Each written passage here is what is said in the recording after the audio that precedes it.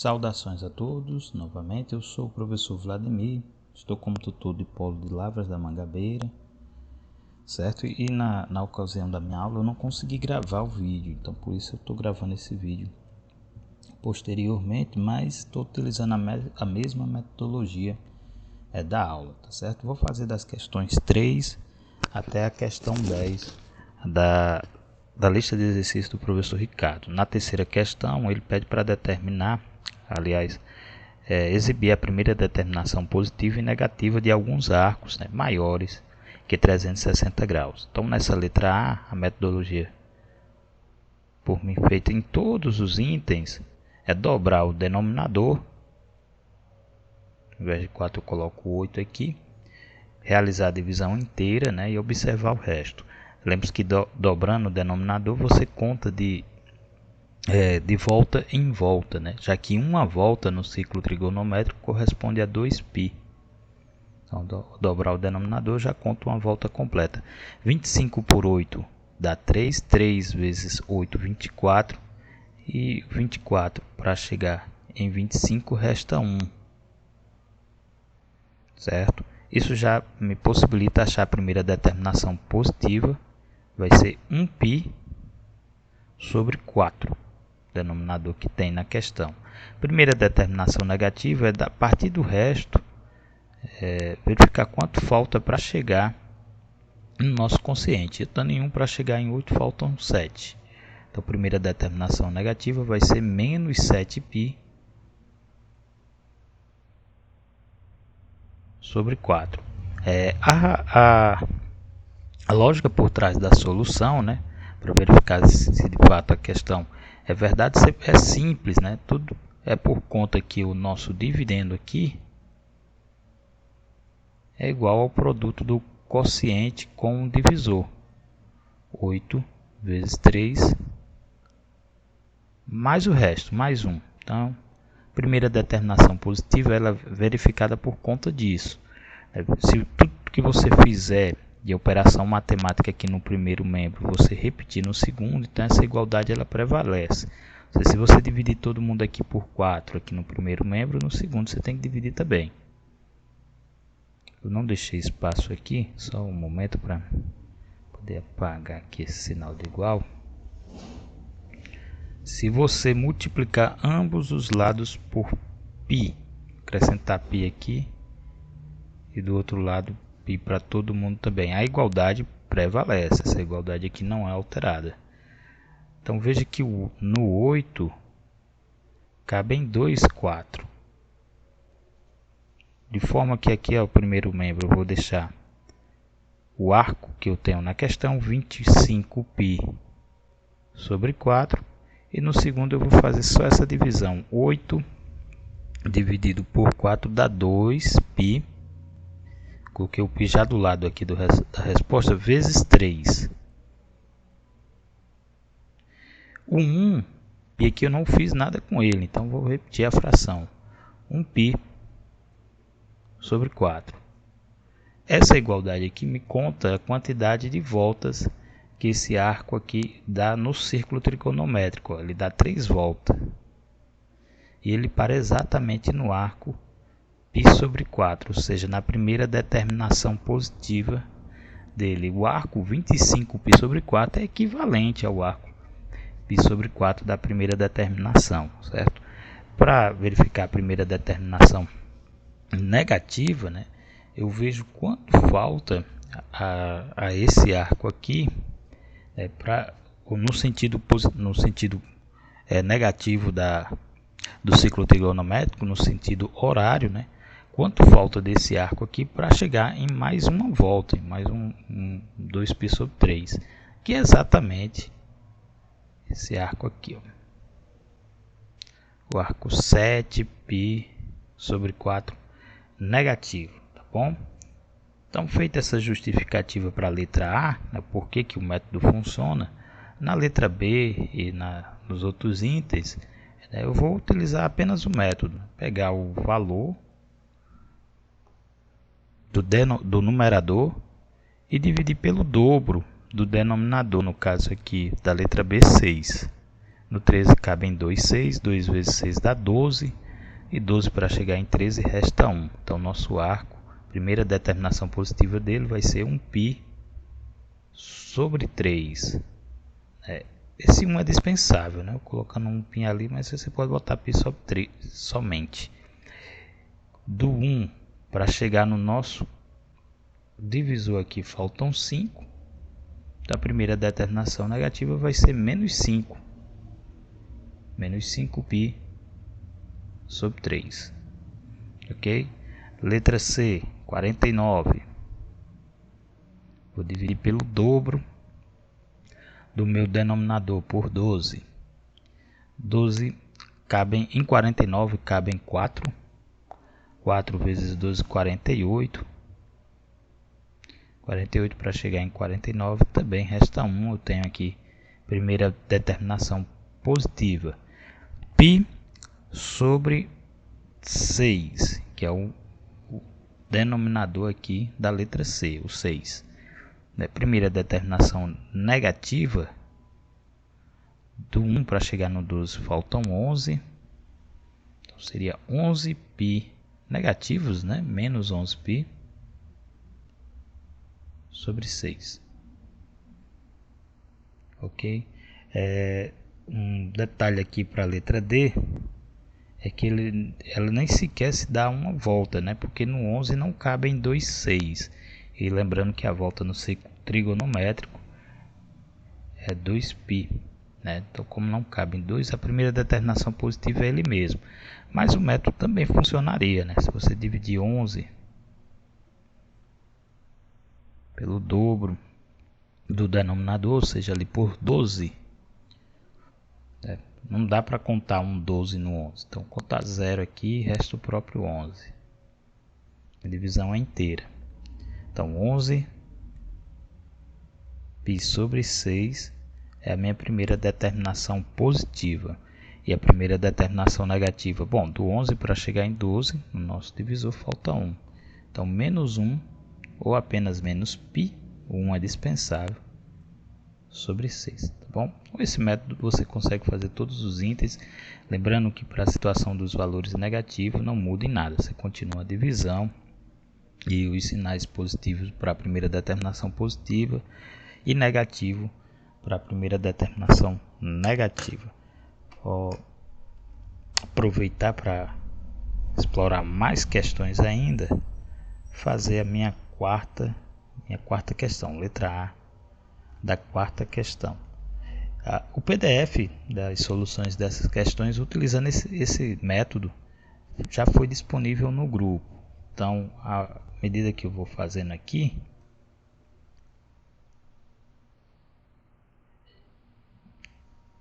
você pode também acompanhar com a imagem do PDF. Isso vai facilitar o entendimento das soluções para quem não teve a oportunidade de assistir a aula naquela ocasião. No caso, a aula foi sábado. Então, na questão 4, a metodologia utilizada para a solução foi a mesma a do professor Ricardo, onde ele constrói uma tabelinha só para facilitar o entendimento dos valores, né, para desenvolver o gráfico da questão e em seguida, né, determinar o domínio, a imagem e o período de cada um desses valores. Essa tabelinha é sempre preenchida na seguinte ordem: no centro você coloca aqui o conjugado, o valor que está sendo colocado dentro da função trigonométrica, então 2x. A primeira coluna aqui é x e a última é a própria f de x. Aqui eu até poderia já colocar aqui o cosseno de 2x, né? Para efeito da construção do gráfico, eu só vou utilizar a minha primeira e a minha última coluna. Mas eu começo preenchendo essa tabela com 5 ângulos bem fundamentais, né, que são os 5 ângulos no ciclo trigonométrico, que vão variando de π sobre 2 em π sobre 2. Se fosse arcos em graus, né, seria de 90 e 90 graus. Então é comum, né, você esquecer esse ângulos, recorrer a um esquemazinho, você fazer desenho aqui rudimentar, né, do ciclo trigonométrico.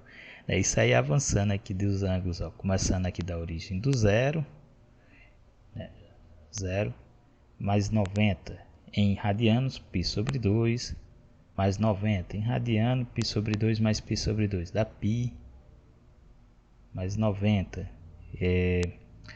π mais π sobre 2 dá 3π sobre 2, mais 90 graus, 3π sobre 2, eu fecho a volta, com mais π sobre 2 dá 2π. Ok?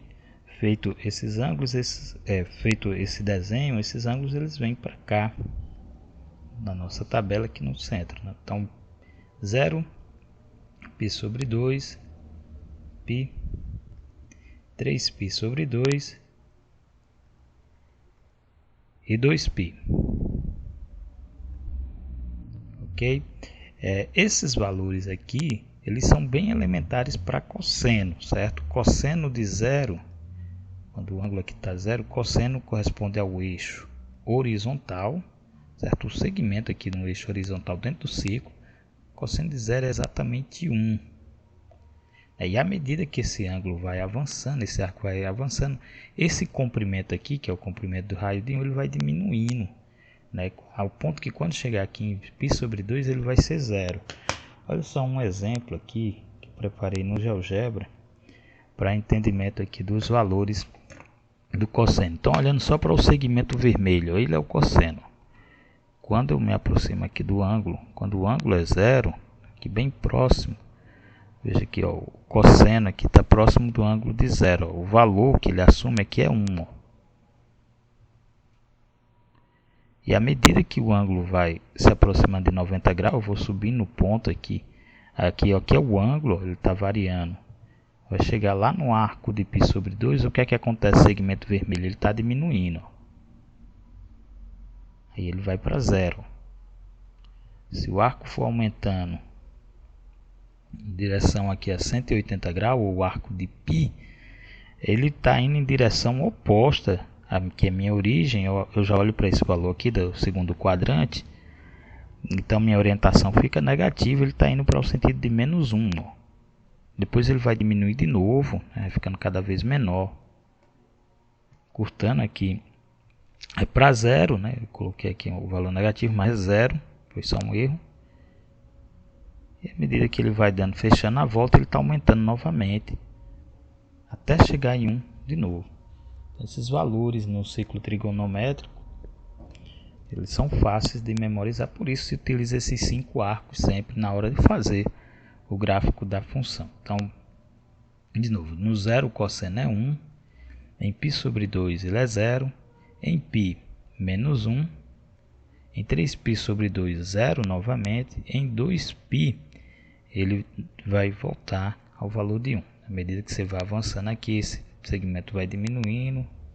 Quando você chegar aqui, ele vai estar com a orientação contrária, ele vai estar bem aqui, então vai ser menos 1. À medida que seu arco vai avançando, ele volta de novo a ser só esse ponto, ele volta para 0 quando você chegar em 3π sobre 2. E voltando para fechar a volta, né, em 2π, ele assume novamente o valor de 1. Tá bom? Essa primeira tabela aqui, a primeira coluna da tabela, você vai preencher a partir das igualdades entre a do meio, né, com os valores dos arcos. Então, quando 2x for 0, 2x igual a 0, então x também é 0. 2 ele dividido em ambos os membros, eu passando esse 2 para o outro lado, como é costume dizer no ensino médio, né? 2 está multiplicando, passa dividindo, aí 0 dividido por 2 dá 0. Então x também é 0. Quando 2x, esse valor aqui, for igual a π sobre 2, π sobre 2, 1x só vai ser igual a π sobre 4. 2 que está aqui desse lado, ele passa para o outro lado, ele vai multiplicar o outro 2, aí passa dividindo, mas já tem 2 aqui embaixo, e 2 vezes 2 fica 4. Quando 2x for igual a π, aí 1x só vai ser igual a π sobre 2. O 2 estava aqui multiplicando, passa dividindo. Quando 2x for igual a 3π sobre 2, então 1π só vai ser igual a 3π sobre 4. Eu fiz um erro aqui, escrevi foi π no lugar de x ali. Só um momento, pessoal, apagar aqui esse vacilo. Pronto. Quando 2x for igual finalmente a 2π, o último arco aqui, ó, então x só vai ser igual a 2π dividido por 2. 2 dividido por 2 dá 1. Então x é igual a π. Aí esses valores aqui encontrado para cada uma dessas equações, x0, xπ sobre 4, xπ sobre 2, x igual a 3π sobre 4, x igual a π, são os valores que eu vou utilizar para preencher a primeira coluna. 0, π sobre 4, π sobre 2, 3π sobre 4 e π, certo?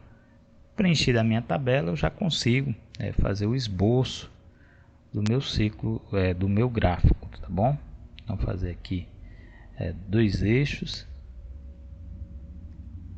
depois organizar ele. A partir desses dois eixos eu consigo aqui fazer o esboço tranquilamente do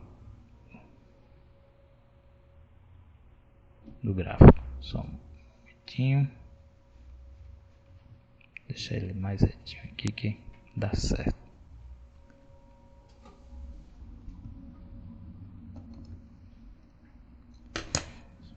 Ok, seja horizontal bem aqui na linha para dar ficar mais organizado. Então veja que os valores da f de x no gráfico, eles são do eixo vertical, também o eixo y, tá bom? E f de x aqui só assume três valores, ou é 1, ou é 0, ou menos 1. Então nesse eixo aqui eu vou marcar esses três pontos. Vou marcar um aqui, então o 0 vai ser bem a origem, e aqui vai ser o menos 1. Já os valores da primeira coluna da tabela, o x corresponde ao eixo horizontal, né, que tem esses quatro valores aí a partir do 0. O 0 é o ponto comum entre dois eixos, então o 0 do x também é esse valor aqui, ó, que é meu 0.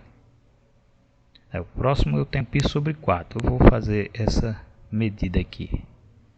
π sobre 4 vai ficar aqui, então 2π, aliás, π sobre 2 vai ficar bem aqui, ó, que vai avançando simetricamente o intervalo. π sobre 2, eu botei foi π sobre 4 novamente. Em π sobre 4, em π sobre 4, vai avançando de forma simétrica, então o próximo 3π sobre 4 vai ficar bem aqui, ó. E por último π fica bem aqui. Então observa a construção do nosso gráfico. Ele é construído da seguinte forma: no ângulo 0, o cosseno, o f de x é 1, ou seja, quando x for 0, meu y aqui é 1. Começa aqui em cima o gráfico. E à medida que o ângulo vai avançando, o arco vai avançando até π sobre 4, os valores de f de x vão diminuindo até 0. Então o arco ele vai decrescendo assim, ó, até chegar em π sobre 4. Para formar aquela curva conhecida, né, da função cosseno, à medida que o arco vai avançando de π sobre 4 até π sobre 2, ou seja, as medidas em x vai subindo até aqui, ó, π sobre 4 até π sobre 2, os valores em f de x vai diminuindo do 0 até menos 1. Aí ele muda a concavidade quando ele passa aqui o eixo e diminui até aqui. De novo, o arco vai avançar até 3π sobre 4, mas só que dessa vez os valores no f de x vão subir do menos 1 até 0. E o arco novamente vai avançar de π sobre 4 até π. E os valores de f de x vão subir. Opa, só corrigir aqui um um detalhe aqui nesse último, porque para subir aqui até 0, eu coloquei o ponto sendo bem aqui, então ele vai subir até aqui. Só um momento.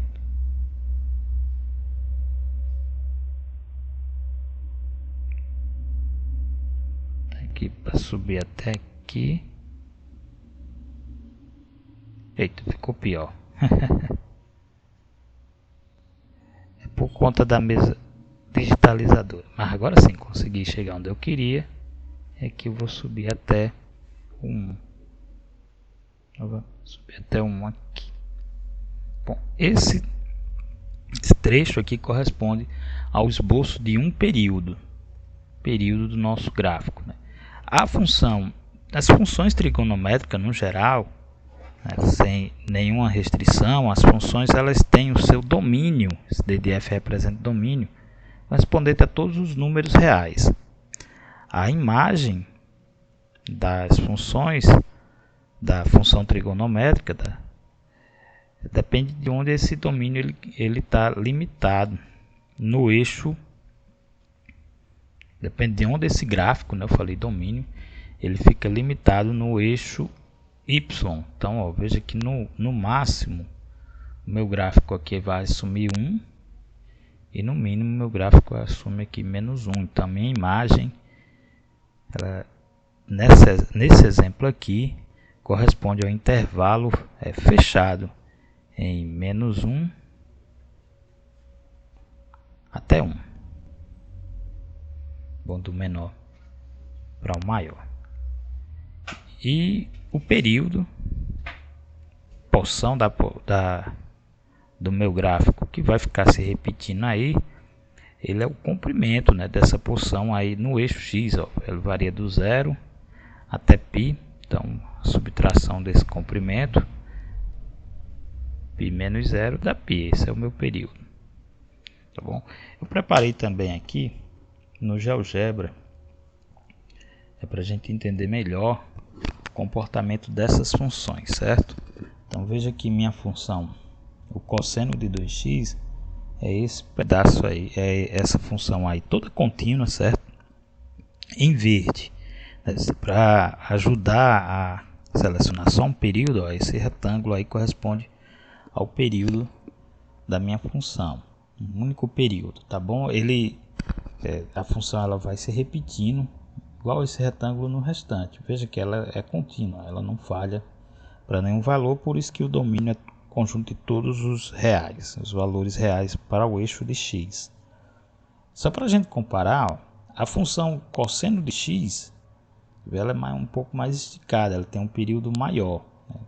Vou tirar aqui a minha função cosseno de 2x e observar aqui o período de uma com relação à outra, ao período da cosseno de x, como é maior, esse retângulo maior, porque o período é 2x na função cosseno de x, exatamente o dobro, né? Então ela se torna um pouco mais esticada com relação à primeira.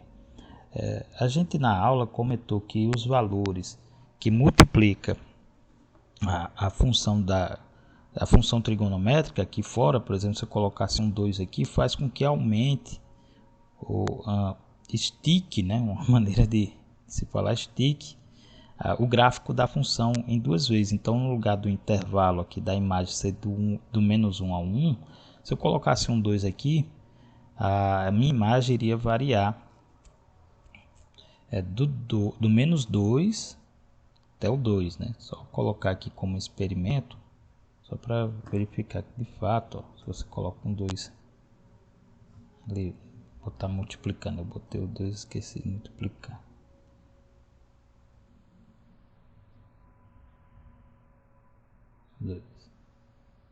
Tá vendo a minha outra função lá? Ok? Então ela varia aqui do menos 2 ao 2. E valores dentro do conjugado, eu vou apagar esse outro aqui só para não atrapalhar a visualização.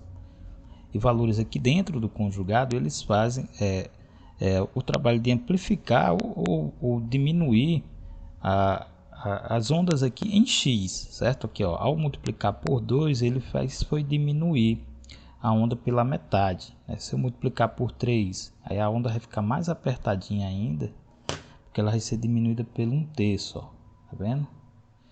Se eu, no lugar de multiplicar, dividisse, aí ele amplificaria, ó, ao dividir, né, por 2. Dividir por 2 é a mesma coisa que multiplicar por meio. Então, aqui eu vou colocar, dividir mesmo, vou colocar aqui sobre 2.